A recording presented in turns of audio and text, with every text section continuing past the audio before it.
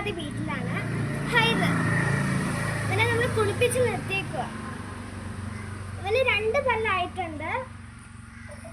ഇവന്റെ ചെവിയുടെ നീളം എന്ന് പറയുന്നത് 20 ആണ്, വീതി എന്ന് പറയുന്നത് 7.